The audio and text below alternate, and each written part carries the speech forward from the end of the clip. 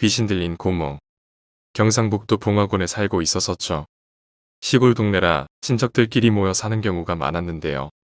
저희가 마을 위쪽에 살았고 고모가 아래쪽 집에 살았습니다. 저희 아버님의 누나이신 이 고모는 평소에는 사촌형들보다 저를 더 아껴주고 정말 많이 이뻐해줬던 고모였어요.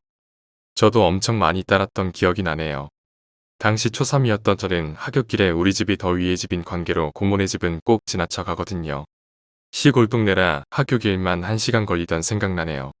걸어 올라가다가 냇가에서 개구리 보고 조금 더 올라가다가 코스모스 듣고 좀 더 올라가다가 자갈 멀리 던지기 뭐 이런 거 하고 하여튼 쓰잘데기 없는 짓 하면서 올라가는데 고모 집을 지나칠 때쯤 무의식적으로 한번 쳐다보게 되었는데 고모가 마침 마루에 서 계시더라고요.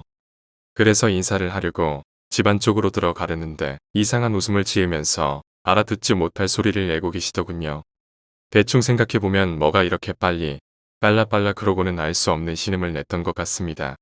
그런데 제가 어리석하기보다는 내가 제일 좋아하는 고모였기에 무섭다기보단 재밌어서 고모 뭐야 장난치지마 형들은 아직 안 왔어? 라고 말하고는 대답도 안 듣고 그냥 등을 돌려서 집 쪽으로 향했습니다. 집에 도착해서는 가방을 풀고 엄마를 찾으려는 순간 들려오는 전화소리. 전화를 받자 너 좋아하는 쿠키 해놨어. 먹으러 내려와라고 말하는 고모였습니다. 제가 81년생 시골 동네에서 자란 저는 그 당시엔 쿠키라는 단어를 잘 몰랐습니다.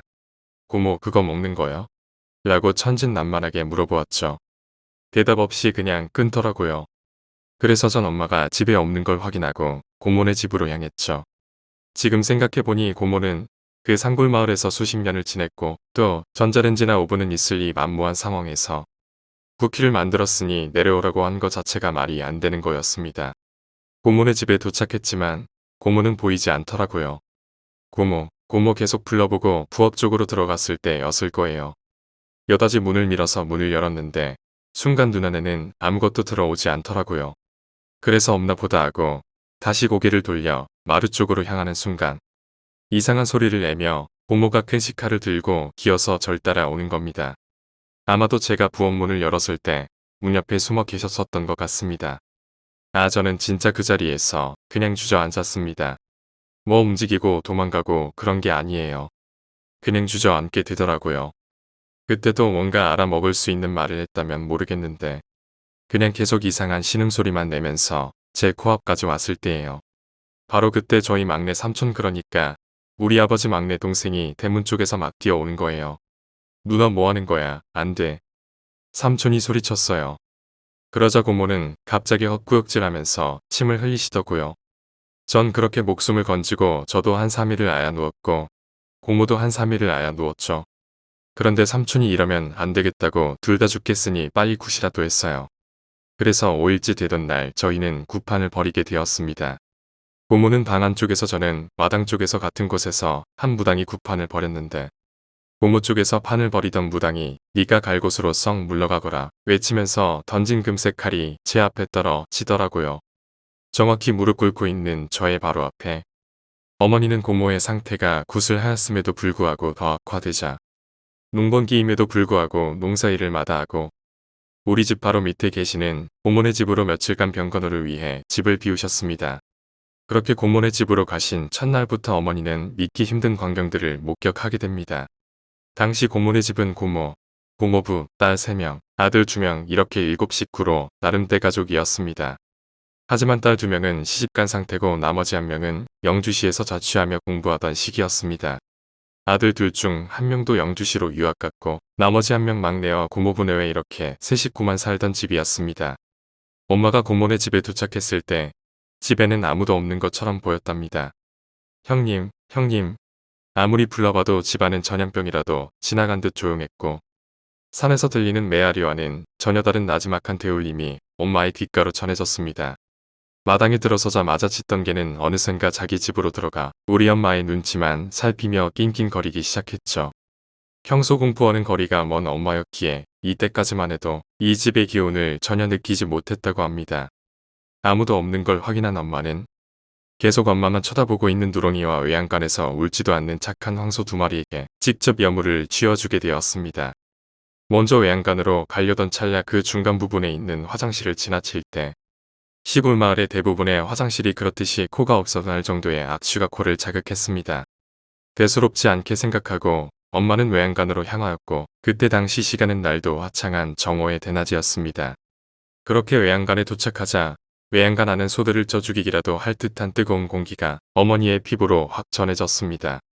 엄마는 환기부터 시켜야 할 것 같아서 손에 든 소쿠리를 바닥에 내려놓고 몸을 돌려 외양간에 젖은 파란색 천막을 거두르고 양손에 있는 힘껏 힘을 주어 천막을 당겼는데 미끄러지는 건 천막이 아니라 어머니께서 미끄러졌습니다. 이상하네.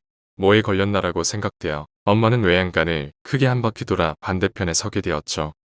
걸릴 게 없는 게 확인한 엄마는 고개를 갸우뚱하며 이내 별일 아니란 듯이 손에 힘을 주어 천막을 당겼습니다. 그때 거친 숨소리로 옅은 신음소리가 나는 걸 듣게 되었죠. 엄마는 소리를 듣자마자 빠른 걸음으로 다시 처음에 있었던 반대편으로 돌아갔습니다. 그곳엔 저희 고모가 천막의 밑자락을 잡고 웃고 계시더군요. 이거 건들지 마. 내가 먹을 거야. 차가우면 맛이 없다고 건들지 말라고 했어. 히히. 의미심장한 웃음소리를 내며 어머니에게 고모는 전엔 보지 못한 냉소적인 말로 처신사를 건네었습니다. 어머니는 고모를 향해 울먹이며 소리치기 시작했습니다. 형님, 어디 숨어 있었어요? 저 그렇게 놀래키고 싶었어요. 형님, 진짜 왜 그러세요? 빨리 정신 차려야죠. 막내 빨리 키워서 장가 보내야죠. 형님이 정신 잡아야 해요. 이 죽일 놈의 망령아, 안 그래도 힘들게 살아오신 분이야. 붙을 사람한테 붙어 있어. 제발 가여운 사람 너에게 하지 말라고. 어머니는 계속 우시면서 고모한테 하는 말인지 귀신에게 하는지 자신도 모를 정도로 격하게 울고 계셨죠. 하지만 돌아오는 대답이라고는 너나 잘해. 나나 얘나 다 즐겁거든. 너무너무 재밌어. 그치? 이런 말을 하면서 고개는 연신 끄덕이고 있습니다. 너무 빨리 고개를 끄덕이며 재밌다는 말을 반복하는 고모를 보고 어머니는 도저히 지켜볼 수만 없어서 방으로 고모를 옮기고 부엌으로 가서 칼들을 모조리 찬장 위쪽 손이 닿지 않을 만한 곳으로 옮겨놓은 뒤 죽을 쑤기 시작했습니다. 그렇게 잠시 뒤 죽을 다 쓴 어머니는 그릇에 옮겨 담고 몇 가지 반찬과 함께 방 안으로 들어가게 되었습니다. 하지만 누워 있어야 할 방에는 아무도 없고 방문도 이부자리도 가지런히 정리되어 있었습니다. 부엌과 방 사이는 약 2, 3m 가량밖에 안 되는 거리였고 방과 부엌 사이에는 나무로 된 마루바닥이 있어 거길 거치게 된다면 분명히 삐그덕 소리가 났을 테니 이 방 안에 있다는 걸 직감한 어머니는 천천히 장롱 쪽으로 몸을 옮깁니다. 형님 여기 있는 거 다 알아요. 빨리 나와서 식사하고 정신 차리세요 좀. 어머니가 말했습니다. 장롱문을 열어본 어머니는 거기서 주저앉을 수밖에 없었습니다. 장롱 속에는 이불 위에 앉아서 머리를 가랑이 사이에 집어넣고 양손으로 장롱벽을 아주 빠르게 긁고 있습니다. 침인지 눈물인지 분비물을 흘리며 저희 어머니께 고모는 연신 욕을 하기 시작합니다. 네가 와서 내가 한 사람을 더 불렀어. 뒤에 보이지? 이제 너랑 나랑 얘랑 쟤랑 이렇게 4명이서만 이 집에 있는 거야. 이런 개 같은 년아. 인사 안 하고 뭐해? 이런 죽일 년 같으니라고. 고모가 소름 돋는 목소리로 말했습니다. 어머니는 급히 뒤를 돌아보았고 그곳엔 싸늘해진 중만이 그 상황을 즐기고 있습니다. 어머니는 고모를 향해 알았으니까 빨리 내려오라고 화를 내시며 힘으로 고모를 끌어다녀 간신히 밥상 앞으로 고모를 끌어안쳤습니다. 고모는 죽을 보자 계속 침을 흘리며 내가 먼저 먹으면 안 돼. 네가 먼저 먹어봐. 또 농약이야. 이거 농약이지. 이렇게 알아듣지 못하는 소리를 하면서 고모는 방문 쪽으로 그 죽을 들고 기어갑니다. 그렇게 방 문 바로 앞에 도착한 고모는 죽에 숟가락을 휘저더니 한 숟가락 크게 뜨고 허공에다 숟가락을 들이대며 야 네가 먼저 먹어봐. 히히 난 전현이 주는 거 안 먹을래. 네가 먹어 빨리. 라고 말했습니다.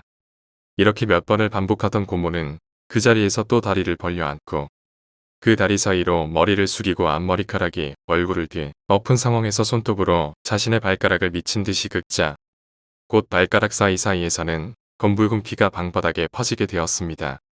난 이거나 먹어야지.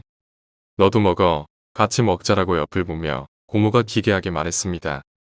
입가에 피가 흐르고 발과 손이 피로 범벅이 되어 있는 모습을 보고 어머니는 아무리 형님이고 공포심이 없다고 하였지만 그 순간 몸이 굳기 시작했습니다.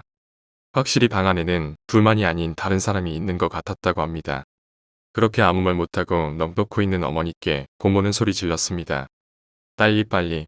지금이다 빨리 들어가. 정신났네 빨리. 어머니는 그 말에 깜짝 놀라 눈을 크게 뜨고 정신을 차렸고 순간 몸이 무거워지면서 주저앉아 버린 어머니를 향해 고모는 마치 요가를 하듯 앉은 상태에서 다리를 벌려 발 사이에 양손을 두고 방바닥을 두 손으로만 짚으며 천천히 어머니께 다가왔습니다. 코와 코가 맞댈 만큼 가까워진 고모는 어머니의 눈을 뚫어져라 쳐다보며 말했습니다. 네가 얘를 받아들이지 않으면 내가 한 명을 더 받아들일 수밖에 없어 재밌지? 빨리 누워 센 척하지 말고 말하며 웃었습니다. 그렇게 바로 코앞에서 눈을 쳐다보는지 딴 곳을 쳐다보는지 초점 없는 눈동자가 사방으로 빠르게 움직이는 고모의 눈을 보고 어머니는 그 자리에 있으면 안 될 것 같아서 가까이 오지마. 이 추잡한 귀령아.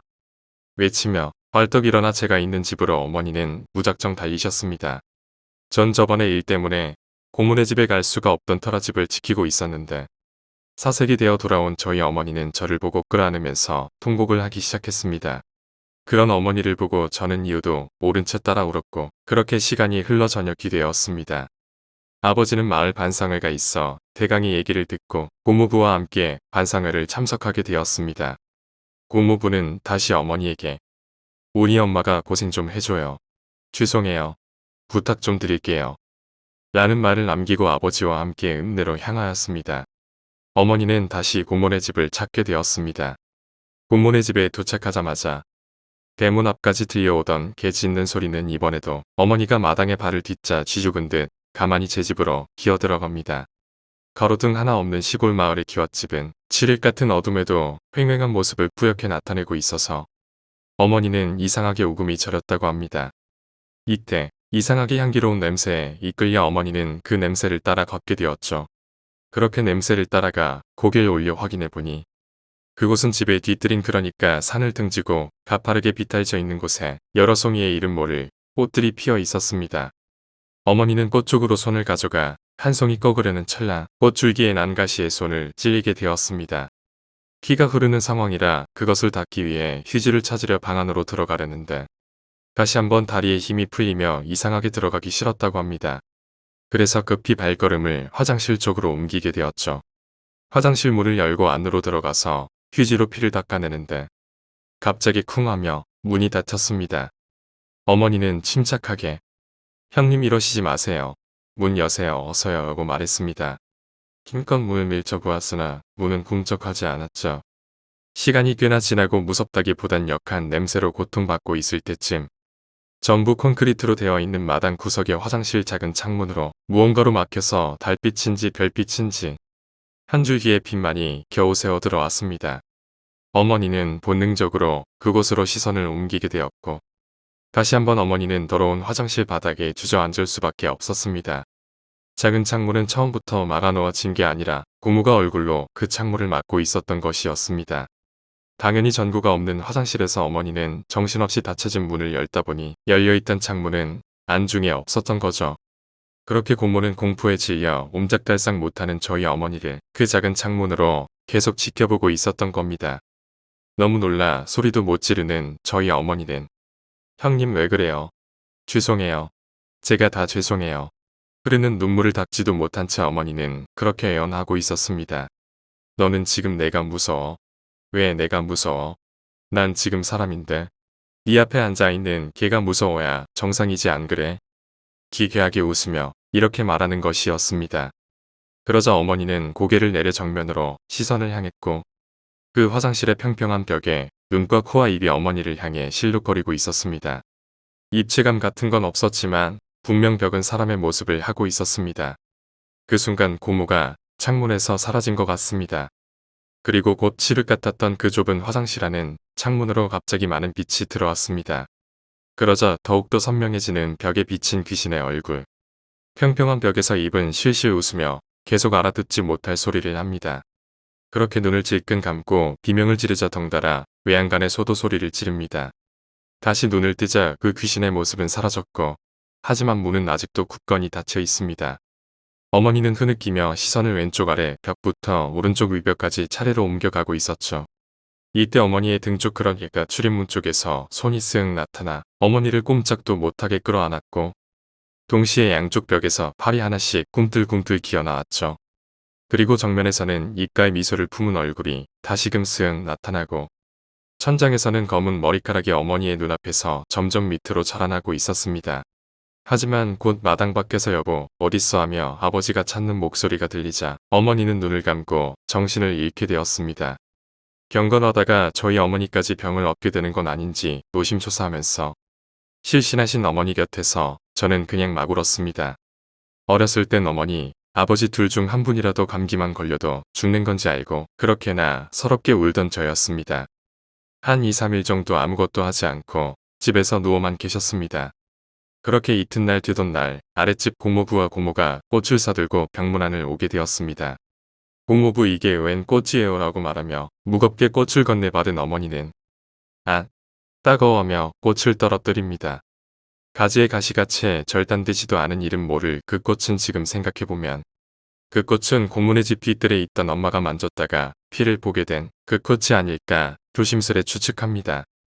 그렇게 방 안에는 어머니, 고모부, 고모, 저 이렇게 4명이 되어 없는 정적의 시간을 가지고 있었습니다. 이 지루한 침묵을 먼저 깨버리는 고모부의 한마디가 의미심장하게 들립니다. 우리 엄마 몸은 좀 어때요? 우리 마누라가 정신이 쇠약해서 그렇지. 가족들과 있을 때는 특별히 문제 같은 건 없던데. 고모부가 이렇게 말했습니다. 마치 우리한테는 아무 문제 없는데 왜 저희 어머니한테는 못되게 굴겠냐는 이해 안 된다는 그런 뜻처럼 들렸던 것 같습니다. 저희 어머니는 형님이 저에게 해코지한 게 아니라며 그냥 여러 가지로 형님도 본인도 심신이 피폐해져 헛게 보이고 헛말이 나오고 그런 것 같다고 대답했습니다. 그 와중에 구석에 앉아서 저를 무섭게 쳐다보는 고모. 처음부터 대화 따위는 신경도 쓰지 않은 채 저만 노려보더군요. 이유 같은 건 없어 보였습니다. 그냥 증오심으로 가득 차 있는 눈. 전 또 울컥 눈물이 나려고 했습니다. 제가 제일 좋아하는 고모고 저 또한 가슴이 찢어질 정도로 이 상황이 힘들었습니다. 사랑하는 고모가 혹여나 저렇게 죽거나 하는 건 아닐까 하고 말입니다. 고모부가 싸늘해진 방 안의 기운을 차린데 정적을 깨며 저를 보며 잠깐 따라 나오라고 하며 일어나셨습니다. 안방 문을 열고 마루 쪽으로 나선 저와 고모부는 잠시 말없이 서로의 눈을 쳐다보고 있었죠.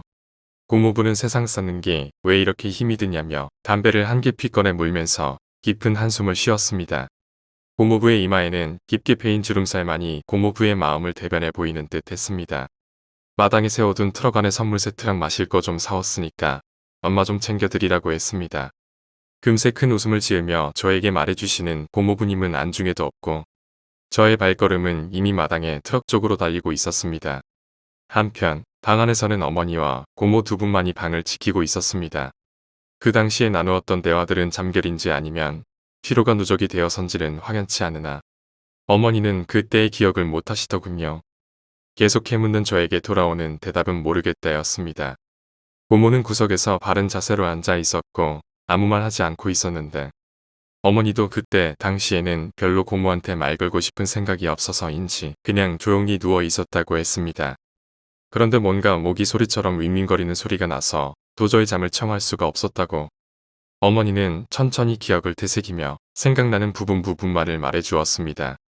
윙윙거리는 소리가 귀에서 사라질 때쯤 고모에게 어머니가 먼저 내가 말을 건넸다고 했습니다.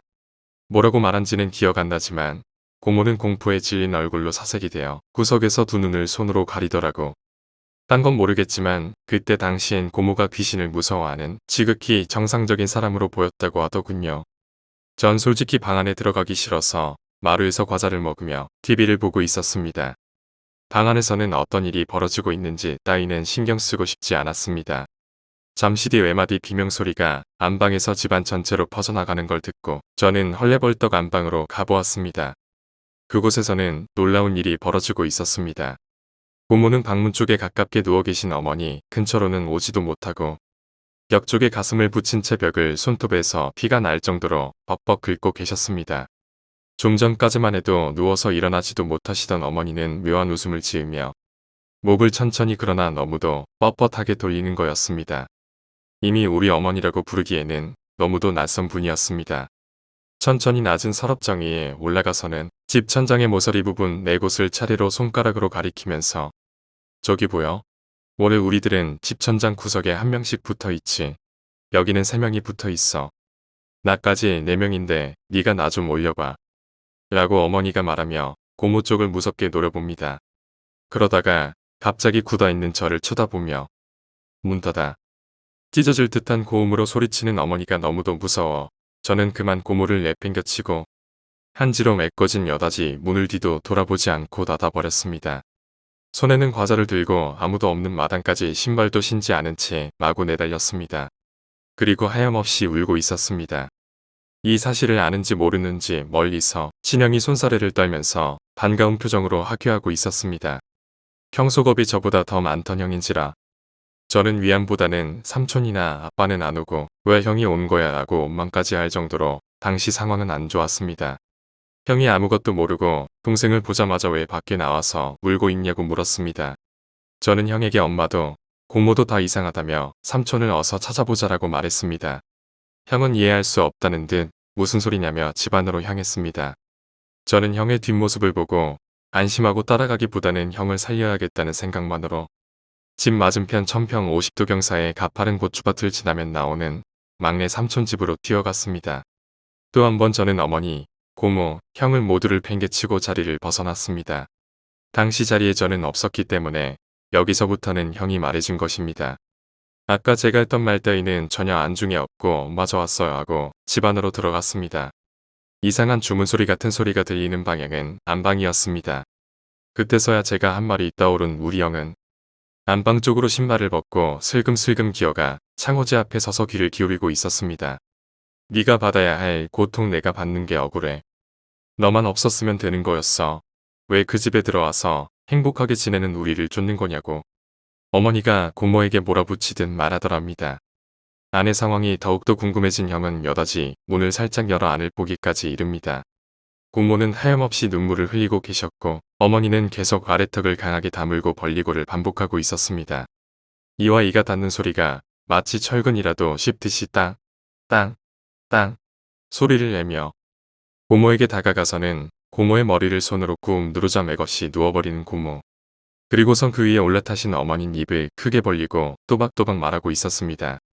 내가 키운 소, 내가 일군 밭, 내가 먹은 농약 다 집을 지키기 위해서였는데 니까짓 게 뭐라고 거기서 살아? 라고 말하며 섬뜩한 표정으로 시종일관 입을 쩍 벌리고 요상한 자세로 앉아있던 어머니는 그래, 너도 죽어 남에게 피해만 끼치는 너 같은 것들은 죽어야 해 농약을 찾기 시작했습니다. 형은 어머니가 기어오는 동안 눈을 마주치지 않기 위해 눈을 감고 여닫이 문을 소리 안 나게 조용히 닫고 있었습니다. 바깥으로 나오려면 문이 2개나 있는 그런 안방 구조였기에 마당 쪽에서 보고 있던 형은 덜컹 소리에 안도의 한숨을 내쉬고 문에 기대어 잠시 한숨을 돌릴 때쯤 뒤통수로 전해지는 뜨거운 기운에 잠시 고개를 돌려 방 안쪽으로 몸을 옮겼을 때 그 자리에 주저앉아 울음을 터뜨리게 됩니다. 그곳엔 우리 어머니가 창호지를 손가락으로 뚫고 형을 빤히 쳐다보았습니다. 한쪽도 아니라 양쪽을 뚫고 쳐다보고 있던 어머니는 문을 열지도 않은 채 거기서 구경하고 싶으면 가서 농약이나 찾아와 라고 어머니가 형에게 나지막히 얘기했습니다. 그러면서 마루까지 고모의 머리카락을 쥐어잡고 앉아서 질질 끌고 오던 어머니의 모습에 형은 마당에 주저앉은 채로 실신했다고 합니다. 30분쯤 후 삼촌과 제가 집에 도착해서 엄마를 불렀지만 뒷야산을 통해 들려오는 메아리가 많이 들려오는 너무도 고요한 집이었습니다. 그렇게 삼촌과 저는 방문을 열어보았지만 그곳엔 아무도 없었고 작은 방에서도 어디서도 인기척은 나지 않았습니다. 삼촌이 둘러볼 테니 저보고 여기 있으라고 삼촌이 말할 때 저는 삼촌의 팔 안자락을 잡으며 저도 데려가 달라며 울먹였습니다. 하는 수 없이 삼촌과 나는 천천히 다시 집안을 구석구석 뒤지게 되었습니다. 부엌에 다다랐을 때쯤 삼촌과 저는 온몸에 소름이 끼치고 닭살이 돋아 움직일 수 없었습니다. 이미 정신을 놓아버린 형, 그리고 떨고 계신 고모, 고모의 배 위에 올라타서 검지로 입을 가리며 쉿하며 왼손은 형의 입을 막고 숨조차 쉴 수 없을 정도로 꽉 막고 있었습니다. 어머니는 천천히 고개를 돌려 저희를 보면서 조금만 늦게 오지 그랬어 하며 기괴하게 웃으셨습니다.